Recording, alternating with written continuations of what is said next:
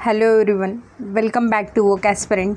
आणि आपण वोक ॲस्पिरंट या चॅनलवरती जे गव्हर्मेंटच्या वेगवेगळ्या स्कीम असतील स्टुडंटसाठी किंवा स्टुडंटसाठी जे काही अपडेट असतील गव्हर्मेंट जॉबचे जे सिनियर स्टुडंट आहे त्यांच्यासाठी, तर अशी वेगवेगळी माहिती जी ती आपण या चॅनलवरती घेत असतो. आणि आज बऱ्याच दिवसानंतर महाज्योतीशी रिलेटेड एक व्हिडिओ आलेला आहे.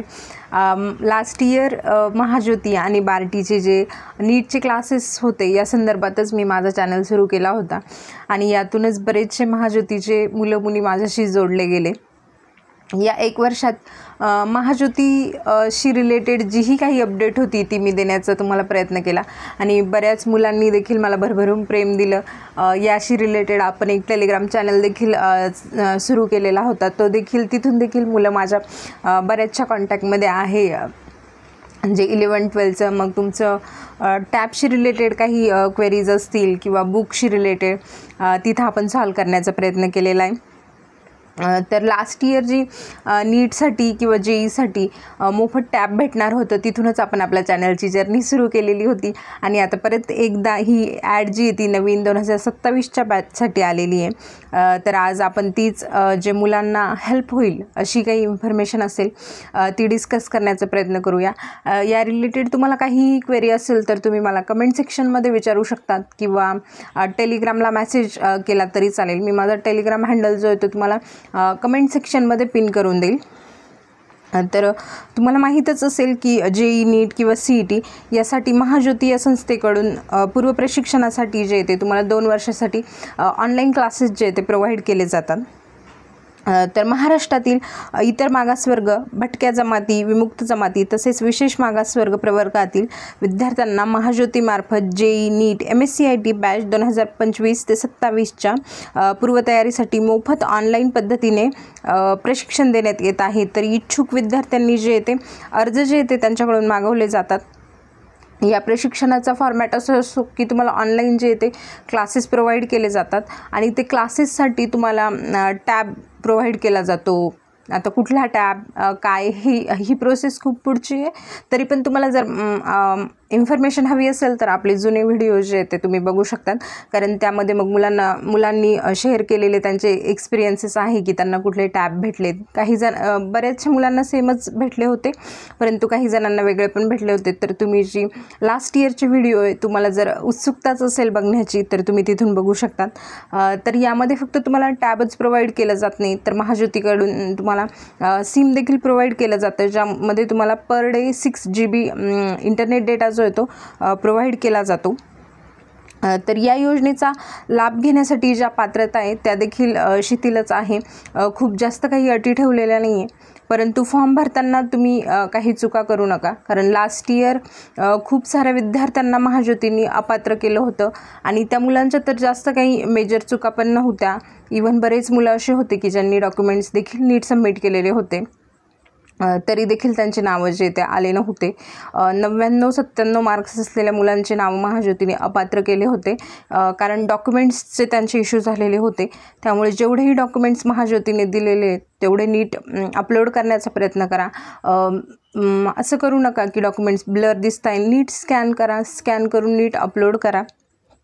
तर याची पात्रता आहे विद्यार्थी हा महाराष्ट्र राज्याचा रहिवासी असावा. विद्यार्थी इतर मागासवर्गीय, विमुक्त जमाती, भटक्या जमाती तसेच विशेष मागासवर्ग प्रवर्गातील असावा.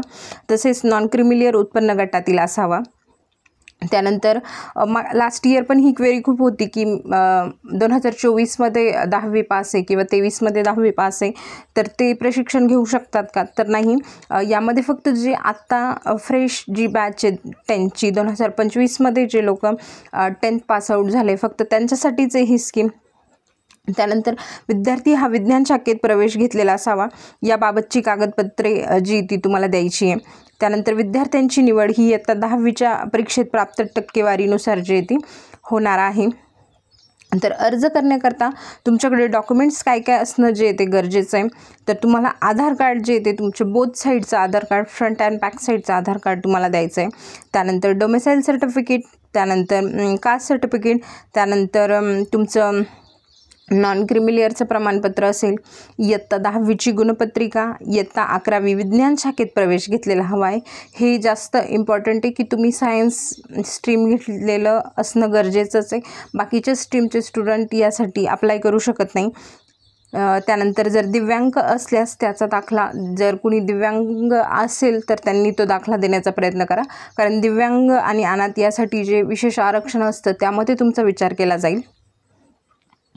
त्यानंतर इथे जे सामाजिक प्रवर्ग व समांतर आरक्षण किती पर्सेंटमध्ये ते तुम्ही बघू शकता. जसं OBCसाठी 59% आहे, VJAसाठी 10%, NTBसाठी 8%, NTCसाठी 11%, NTDसाठी 6% आणि SBCसाठी 6% असं जे आरक्षणने ठेवण्यात आलेलं आहे.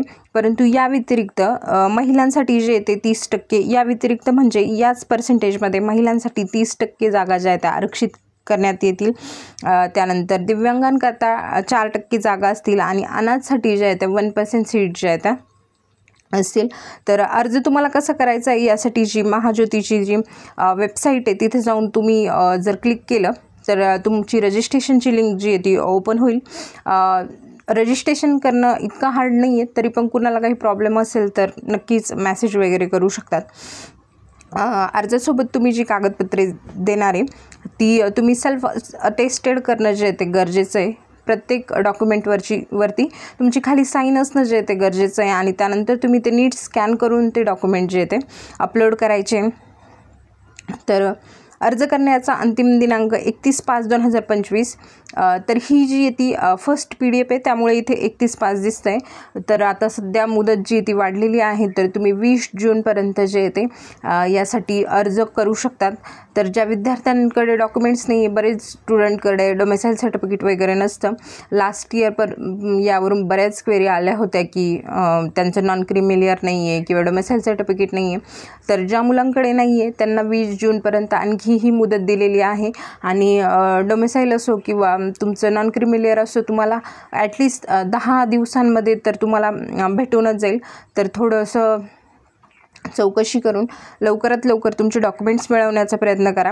त्यानंतर तुम्हाला हे सगळे जो फॉर्म आहे किंवा तुमचे डॉक्युमेंट आहे ही सगळी प्रोसेस तुम्हाला ऑनलाईन पद्धतीनेच करायची आहे. तर तुम्हाला कुठलाही ऑफलाईन फॉर्म वगैरे सबमिट करायचा नाही आहे. त्यानंतर तुम्हाला जर फॉर्म भरताना काही अडचण येत असेल तर महाज्योतीने त्यांचा नंबर दिलेला आहे आणि हा नंबर ते कधीच रिसीव करत नाही आहे, ही गोष्ट वेगळी आहे. परंतु जर तुम्हाला काही अडचण असेल तर तुम्ही या नंबरवरती महाज्योतीशी कॉन्टॅक्ट जो आहे तो करू शकतात. परंतु तुम्हाला या व्यतिरिक्त महाज्योतीने जर तुम्हाला गाईड केलं तर चांगलंच आहे. परंतु जर तुम्हाला नाही तुमच्या प्रश्नांची उत्तरं भेटले तर तुमचं कोणी मोठं भाऊ बहीण असतील ज्यांनी या योजनेचा आधी लाभ घेतला असेल त्यांच्याशी बोला. त्यानंतर आपला एक ग्रुप आहे, त्यात सध्या स्टुडंट कमी आहे कारण बरेचसे स्टुडंटनी त्यांचं सिलेक्शन झालं किंवा नाही झाल्यानंतर ग्रुप लेफ्ट केलेला आहे. परंतु आहे आणि तिथं जे लोकांचे सिलेक्शन झालेले ते आहे त्या ग्रुपमध्ये. तर तो ग्रुप जॉईन करून तुम्ही त्यांच्याशी सुद्धा बोलू शकतात किंवा जर पर्सनली तुम्हाला काही प्रॉब्लेम आला तर मला देखील मेसेज जो आहे तो तुम्ही करू शकतात. तर जास्तीत जास्त स्टुडंटनी या योजनेचा लाभ घ्या. तुम्ही यासाठी पात्र नसेल तर तुमचे कोणी आजूबाजूचे स्टुडंट असतील त्यांच्यासाठी हा व्हिडिओ जो आहे तो शेअर करा. शेअर नसेल करायचा तर तुम्हाला ही इन्फॉर्मेशन माहीत होती आहे तर त्यांच्यापर्यंत पोहोचवण्याचा प्रयत्न करा. तुमची एक छोटीशी मदत कुणाला तरी चांगला आधार देऊ शकते. आणि थँक्यू.